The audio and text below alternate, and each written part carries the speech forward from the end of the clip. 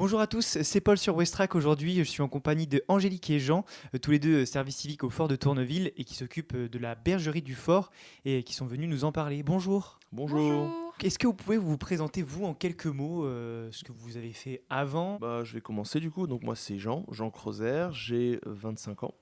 Voilà, donc moi j'ai fait des études supérieures, un BTS Europlastique et Composite. En gros c'est de l'industrie, production de pièces plastiques, grosses machines, bruit tout le temps.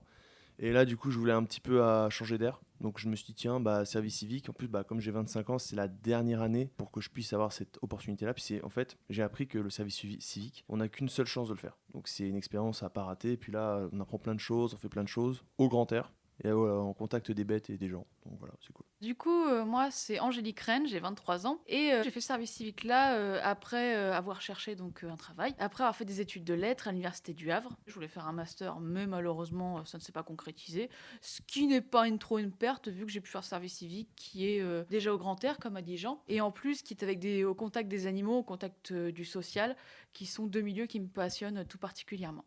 Et donc là, plus sur le service civique, qu'est-ce que vous aviez comme attente par rapport au service civique? Et est-ce que c'est à peu près ce à quoi vous vous imaginez? Dans mon cas, c'était une professionnalisation. Donc, me mettre déjà sur le monde du travail, me donner des tâches que je peux accomplir, me faire apprendre des techniques que je ne connaissais peut-être pas. Par exemple, on a pu utiliser quelques outils, une perceuse, une ponceuse, forcément. J'ai pu voir après comment ça fonctionne. Puis voir déjà sur le terrain. Et également, tout ce qui est sur les animaux, j'ai pu observer vraiment leur comportement, j'ai pu être au contact et voir comment elles pouvaient réagir. J'ai pu également apprendre avec différentes documentations et ce qui a permis d'agrandir un peu mes horizons. Et donc, avoir fait un service civique, c'est complètement justifié et je regrette pas du tout. Du coup, moi, c'est pour autre chose. En fait, je voulais vraiment changer d'air parce que j'étais vraiment dans le métier de l'usine. Donc là, c'était la production en masse. Et il y avait quand même beaucoup de choses dont j'ai appris sur le tas, par exemple, dans cet environnement-là. C'est que moi, et le bruit, mais le bruit constant et tout, j'avais une sensibilité beaucoup plus, comment dire, accrue. C'est-à-dire que les autres pouvaient se remettre une journée de travail beaucoup plus facilement. Moi, j'étais lessivé, enfin, je comprenais pas pourquoi. Alors du coup, j'ai fini avec ça. J'ai dit, bon, je tente autre chose. Je vais dans quelque chose qui est à l'opposé. Et du coup, service civique était là. Du coup, je me suis renseigné, j'ai postulé. Et du coup, ce que j'attendais, c'était du coup moins cet aspect stressant, cet aspect vraiment sonore, etc. Et plus un peu relié à la nature. Je suis pas du tout déçu. Enfin, c'est exactement ce que je voulais. On travaille avec les bêtes, on travaille un petit peu avec les infrastructures, mais également avec les gens. Parce qu'il y a quand même aussi un aspect social. Il y a les gens qui viennent. Il y a souvent, on n'est pas toujours au courant, mais il y a souvent des classes d'enfants, des garderies qui viennent avec des accompagnants.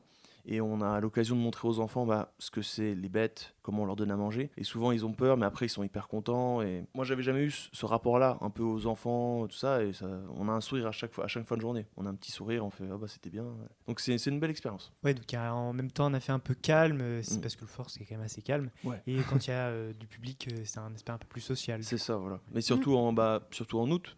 En août, où là, c'est vraiment. On s'ennuie un peu, mais quand il y a un peu d'activité, hop, on est content, on branle pas de combat, on y va, on met ça ici, on met ça là, et on essaie de faire au mieux. Et aussi, on n'a pas que des enfants, on a aussi d'autres services civiques qui viennent des fois. On a des jeunes qui sont voilà, en classe de découverte. Et quand je dis jeunes, c'est plus ados, voire jeunes adultes qui viennent, et eux aussi, c'est cool. C'est cool aussi de voir ça. Et c'est des gens du Havre, des fois des gens d'autre part. Et on avait aussi, là c'est dommage, on avait un collègue qui n'a pas pu être là aujourd'hui, mais il vient d'Afrique, enfin il vient de Côte d'Ivoire. Et il est venu et lui, même chose. Donc on peut discuter, on échange des expériences aussi. Là, plus du coup sur la bergerie, est-ce que vous pouvez nous dire ce que c'est justement? Donc du coup, tout ce qui est, ça veut dire en gros tout ce qui est éco-pâturage, tout ça. Donc au fort de Tourneville, on a ce qu'on appelle un éco-pâturage avec une bergerie. Ça veut dire que au lieu d'utiliser tondeuse, de quoi retirer les branches, les feuilles, l'herbe et les mauvaises herbes, plutôt on va avoir une ferme qui va du coup être en contact avec la mairie et qui va fournir des brebis. Ici, on a 4. Et ces brebis, du coup, vont manger le surplus d'herbes, les mauvaises herbes, les plantes qui peuvent devenir envahissantes, tout en laissant certaines autres plantes, laissant plus de place également à la végétation qui va regrandir. Et du coup, ça permet aux brebis de vivre leur vie, d'être bien pendant une période de temps, et également d'être toujours dans l'écologie. Et donc tu l'as dit, c'est des brebis. Combien il y en a au Il y en total? a 4. Est-ce qu'elles ont ou ils ont des noms? Oui, alors on a la brebis qui n'a pas d'étiquette, en tout cas pas de numéro sur l'oreille, s'appelle Saturne. Celle qui a l'étiquette où c'est marqué 001 s'appelle Hera. L'étiquette où c'est 002 est Osiris. Et la dernière qui a, je crois, c'est 22, c'est Kratos. Parce qu'elle a un air de guerrier, elle a une toute petite tête, elle a des tout petits yeux. Et j'ai fait, ah ouais, c'est Kratos, ça, c'est. D'ailleurs, C'est c'est un la guerrier. plus craintive. Bah, justement, j'allais vous demander si vous en aviez eu un ou une préférée. Et du coup, Bah, il y a celle-là. Mais après, il y a aussi, en fait, chose intéressante, en fait, qu'on a remarqué sur le tas. Les brebis, donc, ce sont les femelles. Donc, on a pensé qu'on avait que des femelles, mais en fait, il y en a une qui s'avérait être un mâle, en fait. Et en fait, on n'avait pas vu au début. Puis après, en y regardant de plus près, on a fait, ah ouais, c'est vrai que le mâle en question, c'est Saturne, du coup. Oui. Il Oui. est beaucoup plus gros. Il a une tête, il est un peu plus agressif. C'est lui qui lead parce que c'est des animaux qui sont toujours ensemble. Il y en a une qui part, les trois autres, elles faisaient un truc, elle tourne la tête et elles le suivent. Et lui, c'est toujours lui qui prend un peu l'initiative. Et truc rigolo, une petite anecdote, lorsque des professionnels sont venus pour les tondre, parce qu'elles font leur laine et si elles en ont trop, elles peuvent étouffer. Voilà, il faut le faire. Donc des professionnels sont venus pour tondre les brebis, et le mâle du coup. Du coup, les trois femelles sont passées avant. Et lui, à la fin, il n'en pouvait plus de voir un peu ses femelles à lui, quoi, qui se faisaient un peu tondre. Et du coup, il a défoncé une fenêtre de la bergerie, mais un grand coup de crâne, parce que c'est le mâle alpha, quoi. Il donne un grand coup de crâne pour s'en sortir. Mais bon, voilà, il est un peu plus agressif. C'est d'ailleurs la brebis qui met souvent sa tête, si on laisse le seau de graines un petit peu trop bas, Ouais. c'est la brebis qui va mettre complètement sa tête dedans et tout manger. Les sauts de graines pour leur donner à manger, mais également pour les attirer lorsqu'on doit faire les transhumances, tout ça. Et c'est lui qui va en premier, quoi. ouais, c'est la tête un peu du C'est troupeau. en c'est fait, lui, hein, finalement. Oui. honnêtement, ouais. Et là, du coup, tout à l'heure, tu parlais qu'il y avait des enfants, parfois des passants, etc., qui venaient au fort, ça c'est normal. Mm. Est-ce que tu as une petite anecdote, ou même toi, Angélique, sur un des moments que vous avez passé avec des gens? Alors on peut parler par exemple des services civiques qui sont venus pour une journée spécifique où on avait une espèce de formation service civique. Et ils sont venus et c'était des jeunes qui avaient notre âge, qui étaient peut-être un petit peu plus jeunes mais qui avaient toujours au moins 18 ans. Et même eux au départ étaient un petit peu intimidés. Ils avaient, Ouais. ils avaient cette impression de « est-ce que les brebis vont nous foncer dessus? Est-ce qu'elles vont être agressives? Est-ce qu'elles vont nous manger la main ?» Et je peux dire que non, les brebis ne mangent pas les mains. En tout cas, c'est jamais arrivé dans les mois qui sont arrivés.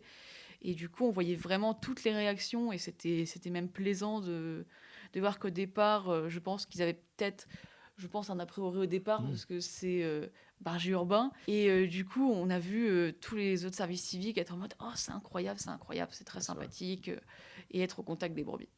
Donc là, on est à l'extérieur pour que vous me montriez un petit peu ce que vous faites, un petit peu comment ça fonctionne en fait finalement. En fait, ce qui se passe, le matin on arrive, donc c'est soit le matin, soit l'après-midi. Le matin c'est 8h, 14h, et l'après-midi c'est 13h, 19h, mais on part toujours un petit peu avant. Alors du coup là, on a ce qu'on a appelé l'antre des bergers, c'est là où on stocke notre matériel, c'est là où on se pose quand on n'a pas grand-chose à faire. Et on a tous, chacun d'entre nous, compris le gardien qui vient de passer, Jean-François, on a un petit jeu de clés pour pouvoir l'ouvrir.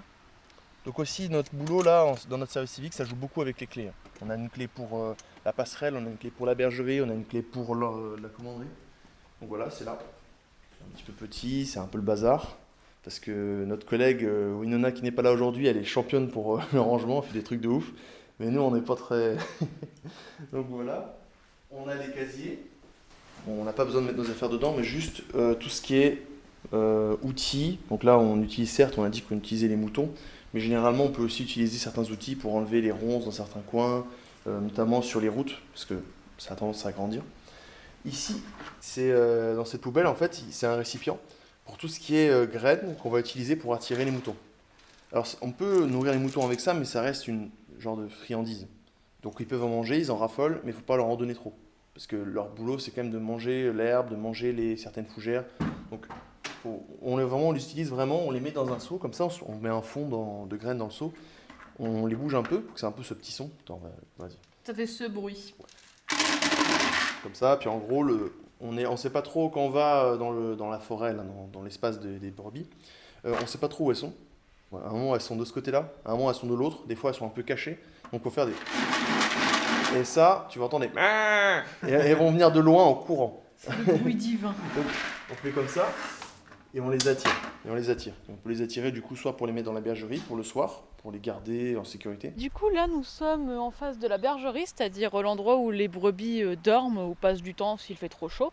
Il y a 2 portillons qu'on passe, c'est 2 portes de bois qu'on peut pousser, pour être sûr qu'il n'y ait pas de problème et que les brebis ne s'échappent pas ou profitent pas de que quelqu'un rentre pour sortir. Je vais vous expliquer rapidement la bergerie, c'est-à-dire que dans la bergerie, les choses à garder en tête, c'est que il y a donc un bac d'eau, un grand bac d'eau. Nickel. Il y a ici un grand bac d'eau qu'il va falloir qu'on remplisse à nouveau quand elles vont revenir, même si elles ont déjà un petit peu d'eau, dont elles se servent pour boire souvent la nuit ou alors quand il fait trop chaud, elles vont passer pour boire un petit peu. Mais souvent, voilà, elles vont... D'ailleurs, savez-vous que les brebis boivent également de l'eau à travers leur alimentation, c'est-à-dire que c'est ce que j'ai appris apparemment. Les brebis, si elles ne boivent pas tant que ça, c'est aussi parce que à travers les plantes qu'elles mangent, notamment de l'herbe, elles absorbent de l'eau. Donc en gros, elles ne sont pas déshydratées, elles ne risquent pas la déshydratation. Il y a également tout cet endroit où il y a un peu de bazar que les brebis n'ont pas le droit d'accéder. C'est pour ça qu'il y a cette petite barrière qu'il va falloir qu'on remette. Car comme c'est un petit peu long, comme c'est loin et qu'on ne sait pas exactement ce qu'il y a au bout, on préfère faire attention et qu'elles ne se blessent pas là-dedans. Surtout pour les récupérer, ce sera un petit peu compliqué. Il y a ici un tas de foin, peut être donc en gros la paille qu'on se sert pour changer un petit peu leur paille quand elles dorment dessus et quand c'est trop sale, et également des tas de foin qui sont usagés, donc, mais on les laisse quand même pour qu'elles puissent dormir dessus, pour que ça puisse rester chaud, pour que ça arrive, voilà, pour que ce soit agréable pour elles. Bah là, on écoute, mais on peut pas voir ce qui se passe. Mais en gros, le fort dans lequel on travaille, c'est un ancien fort militaire. Donc il a vraiment des usages militaires. Il y avait des garnisons, il y avait des gens qui étaient là, qui stockaient du matériel. Et là, du coup, il y avait un énorme C'est ça, tunnel. tunnel et je pense que ça servait pour les militaires. C'est ça, exactement. En fait, c'est ça. En fait, là, du coup, ils peuvent pas voir, mais en gros, faut s'imaginer que là, nous sommes dans l'enceinte du fort, et donc on a les murs, etc. Et que là, à même le mur, a été construit cette bergerie en bois.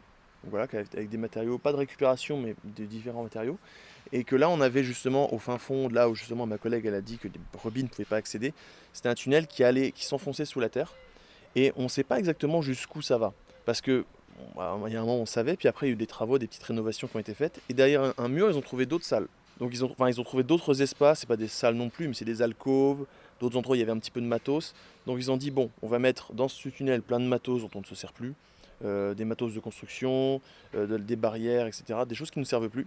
Et on va la barricader. Donc c'est ce qui se passe. C'est pour ça que là, elles peuvent avoir vue sur un énorme tunnel qui va dans les profondeurs ténébreuses. On ne sait pas où ça va. Donc voilà, c'est Je ça. pense que c'était peut-être des abris en cas d'attaque ou quoi que ce soit. Peut-être même pour s'enfuir du fort. On pense que c'était aussi pour accéder aux douves extérieures. Bon, on pense que c'est ça. Nous, on a nos théories, on ne sait pas trop. Ça doit être marqué dans les archives, parce qu'en plus, il y a les archives à l'entrée du fort. Là, on s'est déplacé, on est au niveau des douves, donc à l'extérieur du fort cette fois-ci. Les douves sont les anciennes. Bon, là, justement, on est accompagné d'une brebis. Donc là, on est accompagné de Saturne, le mâle.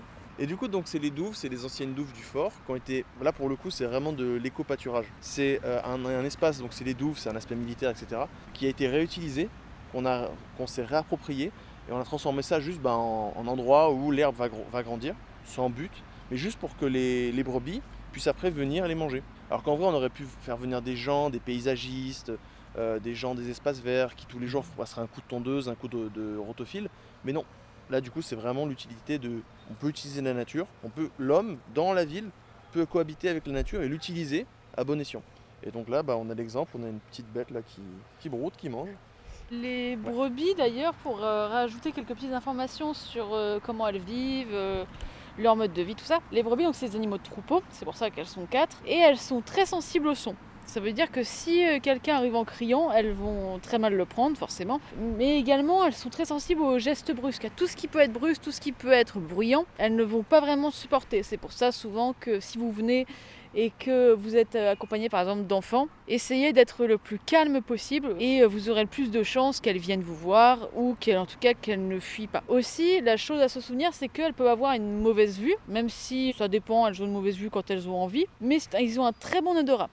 Vraiment, leur odorat est très développé et ça se sent et ça se voit sur beaucoup de choses. Et surtout, une chose que beaucoup de personnes disent, c'est qu'elles semblent bêtes, mais elles ne le sont pas vraiment. Je peux vous le dire sincèrement qu'elles savent exactement ce qu'elles peuvent manger, ce qu'elles ne peuvent pas manger. Il y a beaucoup de choses qui, les gens par exemple dans l'éco-pâturage ne vont mettre des déchets, on peut le mettre après qu'on soit passé, et les brebis n'y toucheront pas. Elles n'y toucheront jamais, ce qui n'est pas une raison d'en mettre, bien évidemment, mais ça prouve également qu'elles sont plus intelligentes que ce que les gens font croire. Aussi par rapport aux déchets, justement c'est très intéressant. On aurait peut-être dû le dire avant, mais quand nous commençons nos journées, avant d'ouvrir la porte aux brebis, les faire sortir de la bergerie pour qu'elles puissent, après avoir passé la nuit, retourner à faire leurs activités, on fait un tour dans l'espace des brebis et un tour ici, généralement, pour voir s'il n'y a pas de déchets. Parce que là ça va, on est en août, donc les gens ils sont partis en vacances, c'est plutôt calme. Mais au début, quand on était en avril, tout ça, vous avez le lundi, vous avez un espace propre. Vous partez et tout. Mardi matin, vous revenez. Il y a des bouteilles, il y a des flasques, il y a des flashs d'alcool par terre, il y a des emballages. Donc c'est pour ça. Elles vont pas manger, mais c'est quand même dégueulasse. Mais même c'est aussi pour que les gens puissent voir. Il y a aussi cet aspect que les gens, dans la ville, en construction, les routes, ils aient accès à un petit bout de nature. Et là, voir la nature et voir un vieux sac de poubelle par terre, donc c'est pour ça. C'est un peu notre boulot aussi à nous. Et justement, pour terminer sur ça, justement, est-ce qu'avant d'être arrivé ici, vous étiez vraiment bien concerné par tout ce qui est la lutte écologique, etc. Ou vraiment vous avez découvert ça au sein de ce service civique ? Un peu comme tout le monde, parce qu'on de nos jours, surtout de nos jours, même depuis l'école, on est sensibilisé sur les sacs plastiques dans la mer, pour les tortues, non, surtout pas, recycler tout ça. Et moi, je m'étais intéressé à ça un petit peu, à la permaculture un petit peu, je m'étais intéressé à ça. Mais là, encore une fois, c'est l'expérience du service civique, c'est on a les pieds dedans. Et on fait, ah effectivement, c'est vrai, je vois le résultat de ça devant moi. Donc ouais, je suis un petit peu concerné, mais là, encore plus. C'est également mon cas, j'ai été concernée très tôt. D'ailleurs au collège il y avait un club pour l'écologie, pour tout ce qui était biodégradable, faire attention à l'eau, tout ça. Et donc du coup je faisais à mon échelle, je faisais ce que je pouvais. Et maintenant qu'on a vraiment les pieds dedans, on peut voir que les efforts, il faut les maintenir. Il n'y a pas le choix. Et que ce petit coin de verdure, ce petit coin de forêt, ce petit coin est plaisant. Et de voir que certaines personnes peuvent mettre des déchets dedans et sans s'en inquiéter, c'est un peu désolant.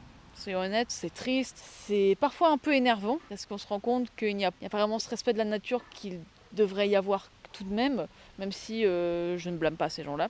Cependant, la seule chose que j'ajouterais, c'est s'il vous plaît, essayez de faire à votre échelle même un tout petit quelque chose pour l'écologie, pour garder ces petits coins de pâturage, pour garder ces petits coins de forêt, même un arbre, même une petite plante, ça fait toujours plaisir et en plus c'est plaisant aux yeux et pour le mental.